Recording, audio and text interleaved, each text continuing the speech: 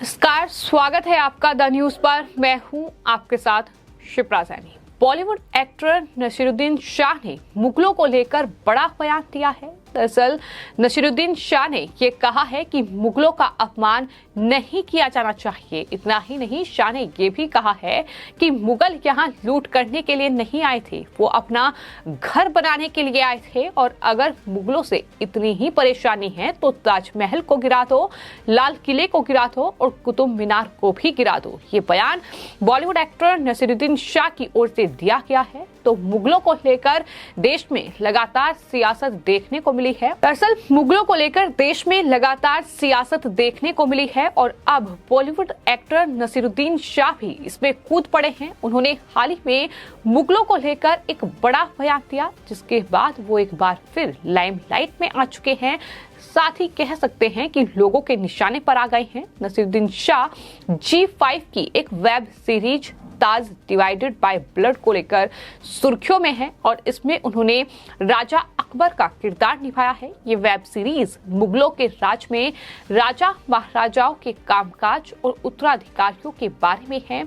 और हाल ही में Indian express से बातचीत करते हुए नसीरुद्दीन शाह ने मुगलों को लेकर कई बड़ी बातें कही। इस दौरान उन्होंने ये कहा कि जो लोग उनके विचारों का विरोध करने के आदी हैं, वो उनकी बात को कभी भी नहीं समझ पाएंगे। दरअसल इस इंटरव्यू के दौरान नसीरुद्दीन शाह से ये सवाल किया गया कि वो देश को कैसे देखते हैं, जो ये मानता है कि इसके साथ जो कुछ भी गलत हुआ है वो मुगलों के समय में हुआ है। इस पर शाह ने जवाब देते हुए कहा कि ये मुझे हैरान करता है क्योंकि ये बहुत ही हास्यास्पद है। मेरा मतलब है कि लोग अकबर और नादिर शाह या बाबर के परदादा तैमूर जैसे जानलेवा आक्रमणकारी के बीच अंतर नहीं बता सकते। नसीरुद्दीन शाह ने यह भी कहा कि ये वो लोग थे जो यहाँ लूट करने आए थे। मुगल यहाँ लूट करने नहीं आए थे, वो इसे अपना घर बनाने के लिए यहाँ आए थे और उन्होंने यही किया। उनके योगदान को कौन नकार सकता है। ये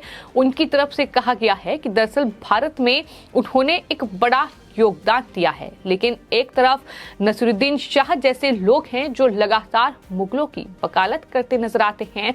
अगर मुगलाई मानसिकता और कह सकते हैं कि मुगलों की निशानी को मिटाने का काम सरकार की ओर से किया जाता है तो ऐसे लोगों को तकलीफ होती है। नसीरुद्दीन शाह ने सिर्फ इतना ही नहीं कहा, उन्होंने कहा कि ऐसा सोचना कि मुगल में केवल बुराई थी, ये देश के इतिहास की समझ की कमी को दिखाता है। हो सकता है कि इतिहास की किताबें भारत की स्वदेशी संस्कृति की कीमत पर मुगलों के महिमा मंडन की हद तक बहुत दयालु थी, लेकिन इतिहास में उनके समय को विनाशकारी के रूप में खारिज नहीं किया जाना चाहिए।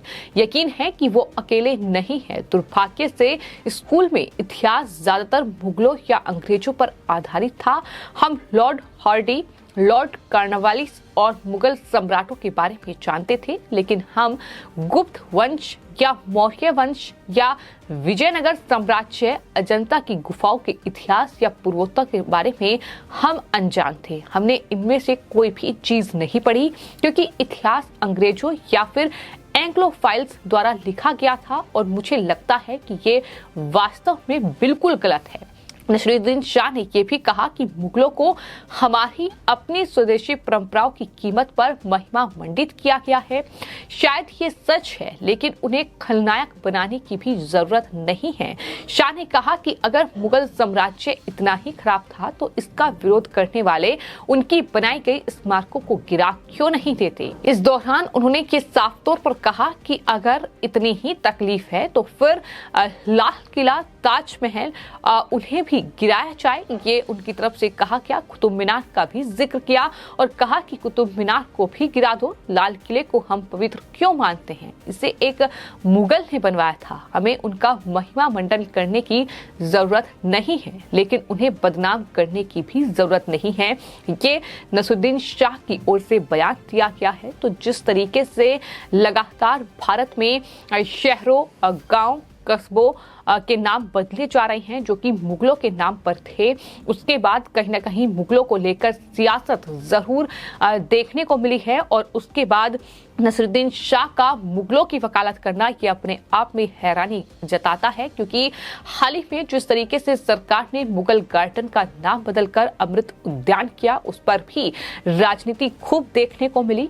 विपक्ष ने आरोप लगाया कि बेरोजगारी पर बात नहीं करते हैं और सिर्फ नाम बदलने की राजनीति करते हैं, और उसके बाद अब नसीरुद्दीन शाह एक बार फिर से मुगलों की वकालत कर रहे हैं और ये कह रहे हैं कि दरअसल मुगलों का अपमान नहीं किया जाना चाहिए।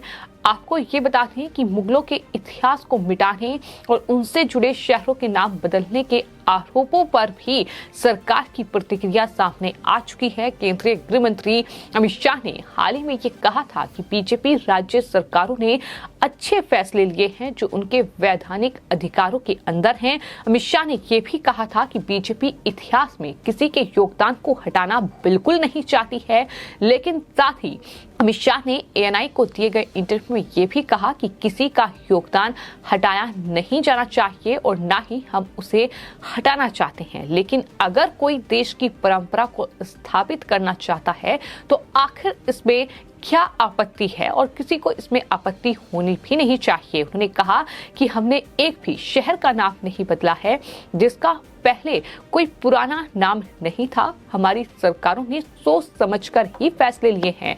हर सरकार के अपने वैधानिक अधिकार होते हैं। तो बात अगर राज्य सरकार की जाए तो आपको ये बता दें कि उत्तर प्रदेश समेत कई राज्यों में सरकारों ने नाम बदला है और उसको लेकर राज्यों में सियासत देखने को मिली है, लेकिन केंद्र सरकार की ओर से कई जो सड़क हैं, कई जो चौराहे हैं, उनका नाम बदला गया है। और हाल ही में जो राष्ट्रपति भवन में मुगल गार्डन था उसका नाम बदलकर अमृत उद्यान किया गया, उसको लेकर खूब सियासत देखने को मिली। तो इस तरीके से मुगलों को लेकर लगातार देश में सियासत होती रही है, लगातार सरकार गिरती रही है, लेकिन इन सब के बीच एक बार फिर बॉलीवुड एक्टर नसीरुद्दीन शाह का ये बयान कि दरअसल मुगलों का अपमान नहीं किया जाना चाहिए, मुगल यहाँ लूट करने के लिए नहीं आए थे बल्कि वो अपना घर बनाने के लिए यहाँ आए थे। लेकिन सवाल तो ये भी पूछा जाना चाहिए कि आखिर कौन सा उन्होंने घर बनाया? उन्होंने मंदिरों को तोड़ा, मस्जिदों का निर्माण किया, उन्होंने मंदिरों को तोड़कर ईदगाह बनवाई, उन्होंने मंदिरों को तोड़कर इस तरीके से वाराणसी से लेकर मथुरा और साथ ही बात अगर राम जन्मभूमि की जाए तो वहां किस तरीके से उन्होंने कब्जा किया। ये तमाम चीजें हैं जो कहीं ना कहीं ये बताती हैं कि मुगलों ने किस तरीके से भारत पर कब्जा करने की कोशिश की, किस तरीके से सोमनाथ मंदिर को लूटा, किस तरह से मुगलों ने भारत में तांडव मचाया और किस तरीके से भारत को कंगाल करने का काम किया। लेकिन मुगलई मानसिकता वाले नसीरुद्दीन शाह, जिन्हें लोग लगातार जिन पर कमेंट कर रहे हैं और ये कह रहे हैं कि वो मुगलों की वकालत करेंगे क्योंकि उनकी मानसिकता वही है, साफ तौर पर लोग उन पर निशाना साध रहे हैं और ये कह रहे हैं कि ना सिर्फ नसीरुद्दीन शाह बल्कि जावेद अख्तर, राहत फतेह अली खान जैसे जो लोग हैं वो पाक परस्त एजेंट हैं और पाक के हवाला टूलकिट हैं।